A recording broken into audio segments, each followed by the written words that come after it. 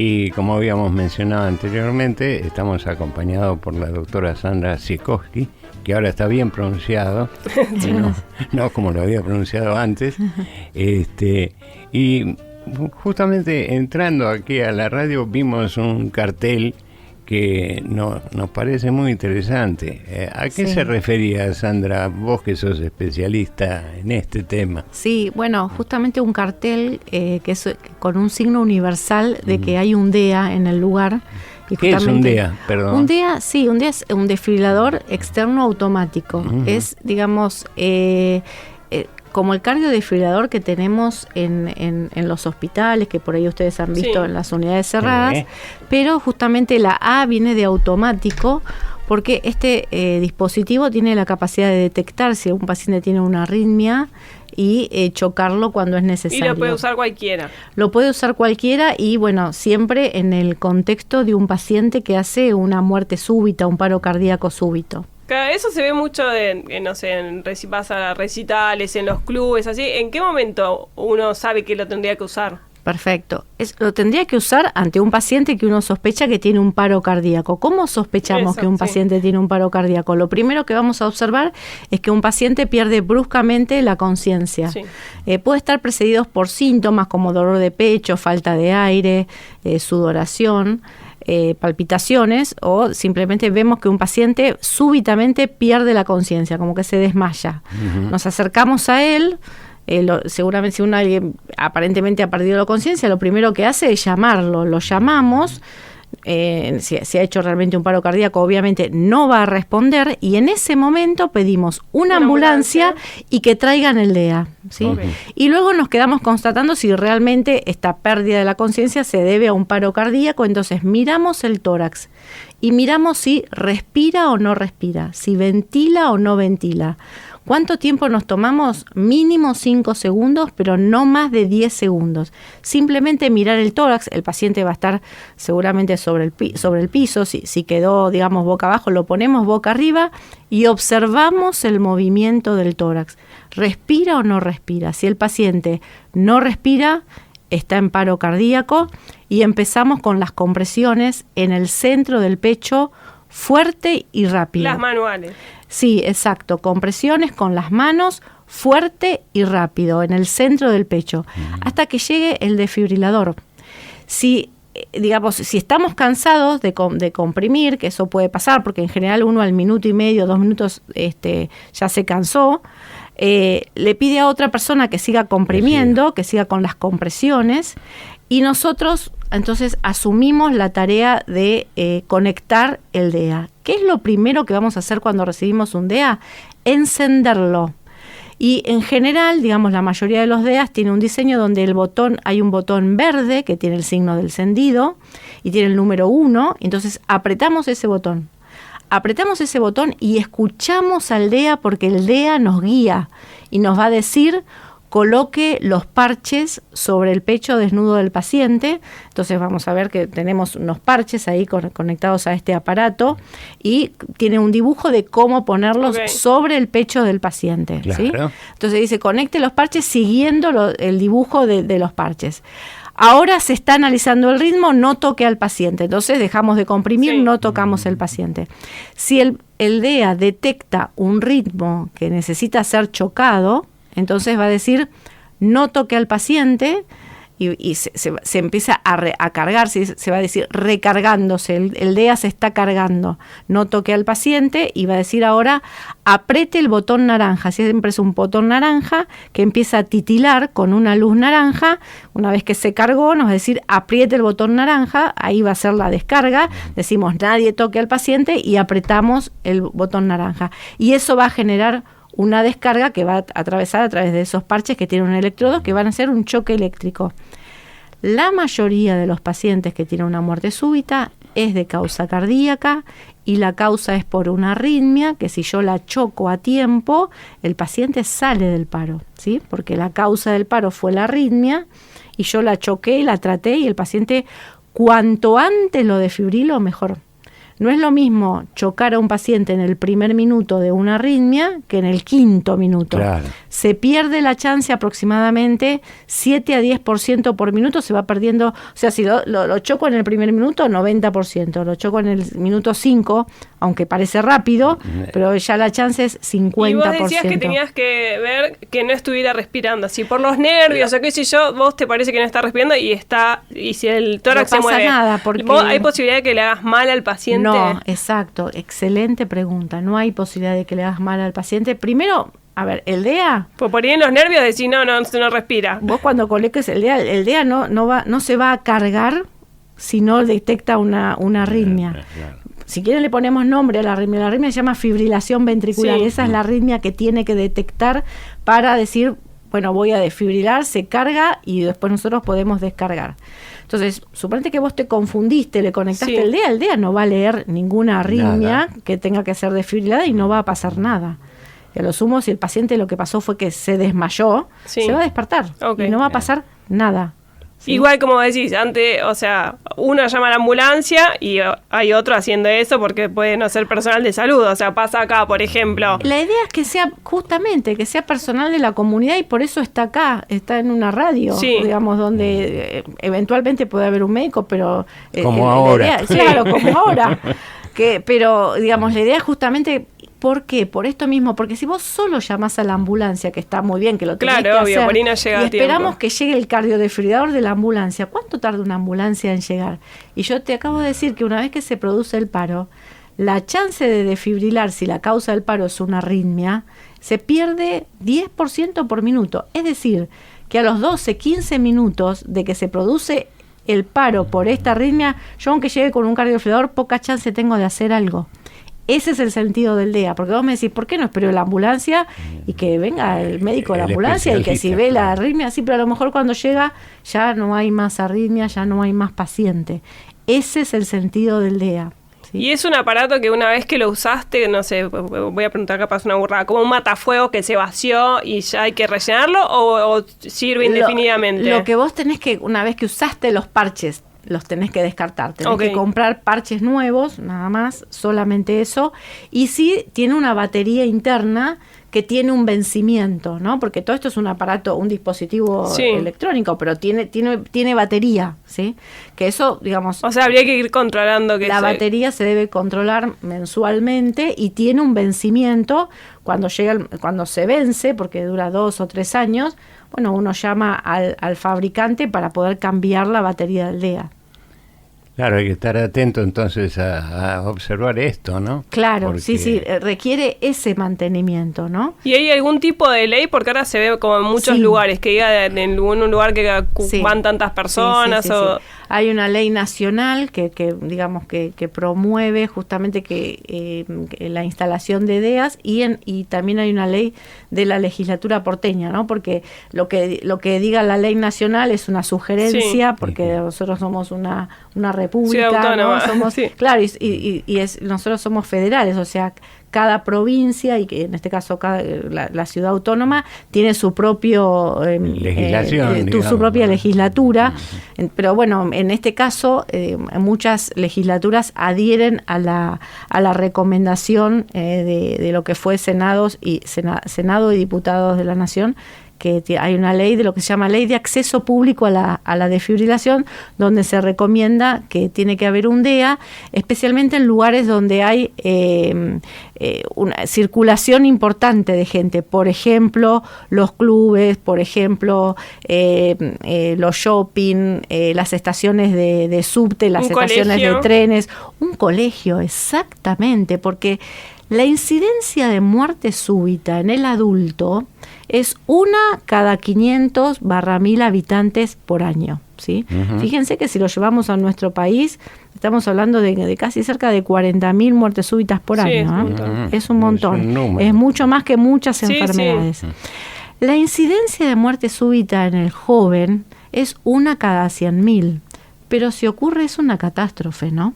Claro. Y, digamos, en general, para que un joven haga una muerte súbita, tiene que tener una cardiopatía congénita. La más frecuente es la miocardiopatía hipertrófica. Pero bueno, puede no saberlo y justamente debutar con una muerte súbita, justamente porque... ¿Qué es lo que en general produce la muerte súbita? Esta arritmia que se llama fibrilación ventricular, que aparece en distintos escenarios. En el adulto, la causa más frecuente de fibrilación ventricular y muerte súbita es el infarto, que es, como todos sabemos, es una patología mucho más frecuente. Ahora, en el joven, digamos, es la cardiopatías congénitas, como por ejemplo la miocardiopatía hipertrófica.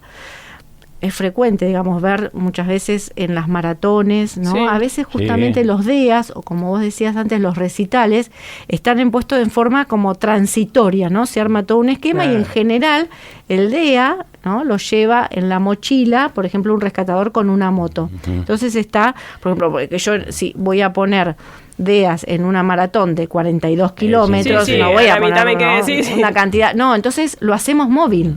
Porque esa es otra cosa, ¿no? Por eso cuando haya un DEA tiene que haber un programa, digamos. El DEA puede estar fijo, por ejemplo, como acá en una radio, donde yo voy a acceder al DEA rápido, porque este edificio, digamos, ocurre acá, ocurre en el primer piso. Yo en menos digamos, lo ideal es que el DEA llegue dentro de los primeros 3 minutos de ocurrido el paro, ¿no? Ahora, si estoy en una maratón, bueno, activo el sistema de emergencia llamando a la ambulancia y que venga una moto con el DEA, ¿no? Y eso, digamos, justamente seguramente han escuchado en las maratones en Buenos Aires, ha habido muertes súbitas, en general, por ahí de pacientes más... se ven en los partidos de fútbol. Exactamente. Que de repente un jugador en un partido de fútbol, en un partido de básquet, exactamente, así es. Sandra, y yo, una pregunta, pero soy muy curioso. Yo quería preguntar una mínima duda, porque sé que vas a cambiar de tema. Por supuesto, si lo podría manipular un niño, un adolescente, un niño. Excelente porque pregunta. Porque si está en un colegio... Sí, la puede... Ella hace excelente pregunta, pero me interrumpe a mí. Sí, como Mirta Legrand, interrumpo. Porque si está en un colegio... puede usar una, como vos bien decís, un adolescente perfectamente. Yo tengo un hijo de 20 años y en el secundario, digamos, tuvo que enseñarle a sus compañeros, pero fue una forma de demostrar, porque tiene DEA en el colegio, y además llevó, mi esposo y yo nos dedicamos a enseñar RCP también. No, es que estaría buenísimo, pienso yo, mi hija está ahí afuera haciendo la tarea, digo que por ir los chicos ven el aparato, pero ni saben qué es, y que estaría bueno también que se les informe, che, esto sirve para esto, exacto, pero se usa así, digamos, no se asusten. No se asusten, y además, mi hijo se lo pudo enseñar a sus compañeros cuando estaba en 3º o 4º año del secundario, y saben también que hay una ley que es del 2012, que se llama RCP Argentina, que también es una ley que promueve la enseñanza de RCP en los colegios secundarios. Que digamos, en el secundario no aprendemos cosas que por supuesto que son útiles, ¿no? Matemáticas, etcétera. Pero para la vida. Pero la verdad que, digamos, enseñar RCP es algo útil y solidario, ¿no? Es sabía algo que era opcional, la otra vez me enteré en un colegio que dieron un curso en el jardín de infantes, y que las maestras ninguna se quiso anotar, solo una, y esa una decía, che, anótese alguna otra, porque claro, si me pasa a mí, no, y además si me pasa a mí, claro, yo no me lo sé. Perdón, pero tengo que decir de nuevo excelente. Porque tengo que decir de nuevo excelente. Vos la estás halagando demasiado, después se lo cree. No, porque es así, porque no hay nada más solidario que aprender RCP, porque nunca lo vas a usar para vos mismo. Y no, jamás. Siempre lo vas a usar para otro. Entonces tenía razón la maestra. Aprenda a alguien más, porque si me pasa a mí, nadie va a saber. Ninguno va a saber. Sí, es cierto. No sé, ¿puedo cambiar el tema? Sí, ahora sí. En realidad no lo quiero cambiar, yo de curioso. No, es que mañana me voy a ir a quejar al colegio de la nena, voy a ir a mirar si está el DEA, voy a preguntar si lo saben usar.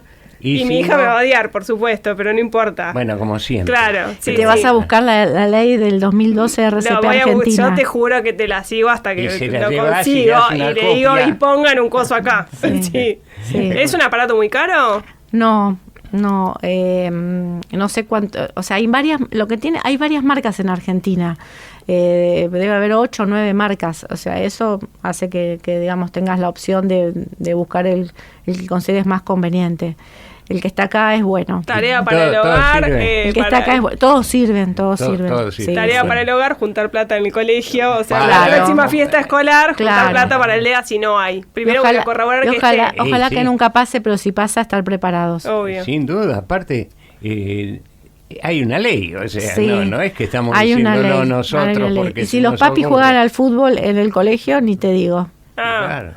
Sí, ¿cuántos deportistas sufren de este tipo de Sí. problemas? Ujú, así Lo vemos bastante seguido aquí en el mundo, ¿no? O sea, Exactamente. es- Es la enfermedad, la primera causa de muerte aquí y en el mundo es la enfermedad cardiovascular. Y, digamos, dentro de las enfermedades cardiovasculares, la primera causa es el infarto.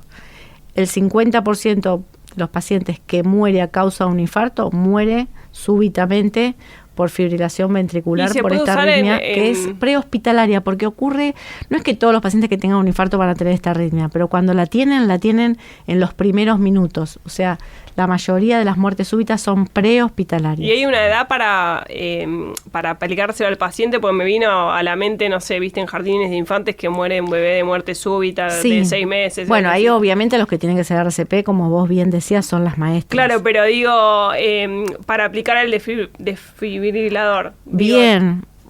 Otra vez. No digo excelente, no digo. No. es una pregunta bastante pasada. Bien, digamos. excelente. Sí. Muchos DEAs, como el que ustedes tienen acá, tienen parches para niños y para adultos. Entonces, si es un bebé, le aplicás un parche más chiquito porque así la descarga es menor. Claro. Pero si tenés solo para adultos, Y lo mismo, no hay usa- posibilidad de que vos le hagas mal.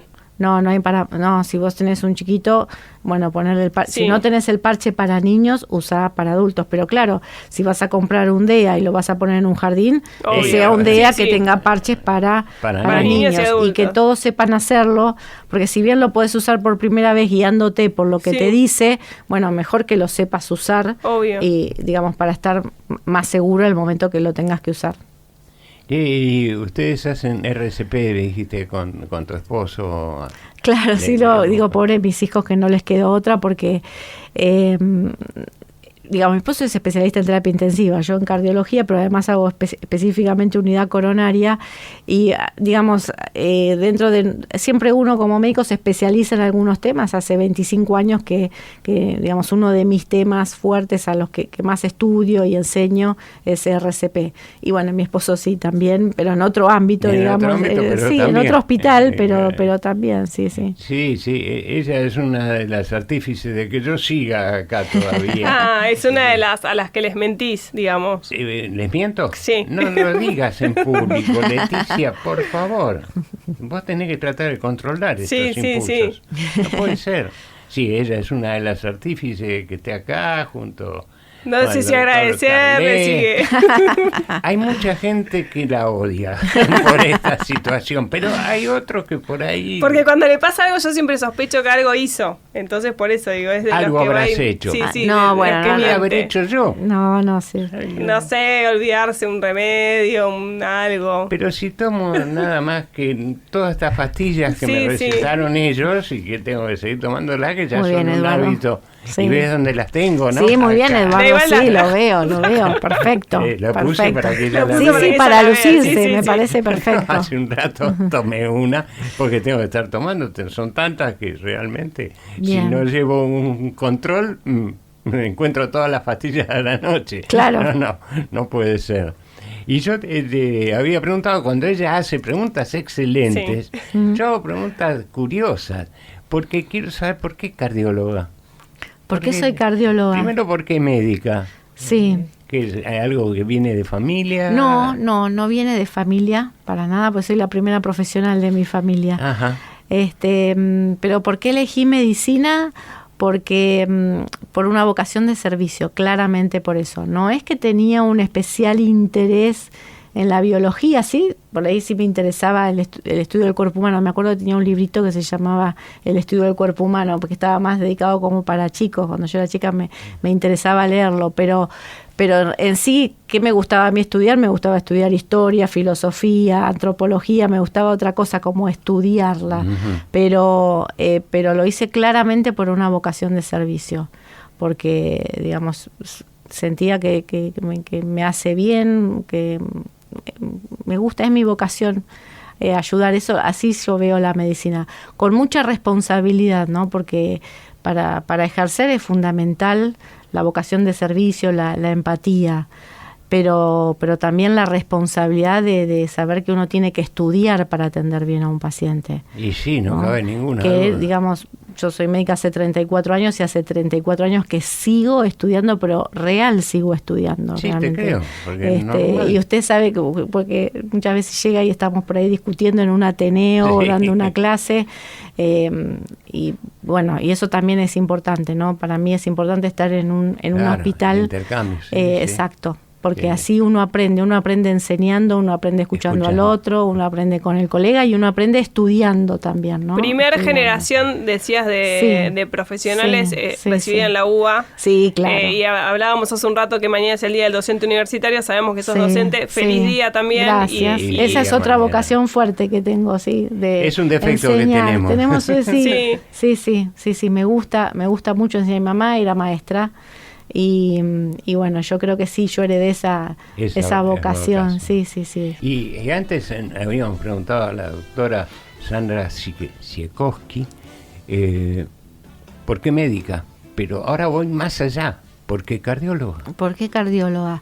Bueno, cuando empecé a estudiar, me acuerdo, en fisiología, es una de las primeras materias que uno estudia en el ciclo biomédico, me encantó la fisiología cardiovascular, en el sentido de que se podía razonar, digamos, ¿no? De todo lo que es la hemodinamia.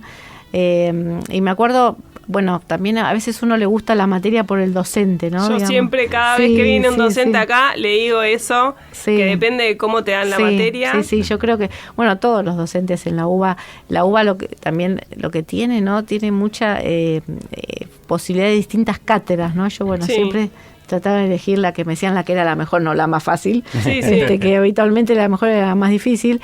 Y bueno, me acuerdo los ayudantes, los docentes de fisiología cardiovascular eran muy buenos, y yo creo que también por eso me hicieron gustar la fisiología cardiovascular, y a partir de ahí, digamos, me enamoré de la cardiología. Después tuve siempre, me acuerdo cuando hacía prácticas como alumna, tenía como cierta atracción, digamos, por el paciente cardiovascular, que solía ser un paciente al que toda la familia lo rodeaba, le echaba la culpa de la enfermedad.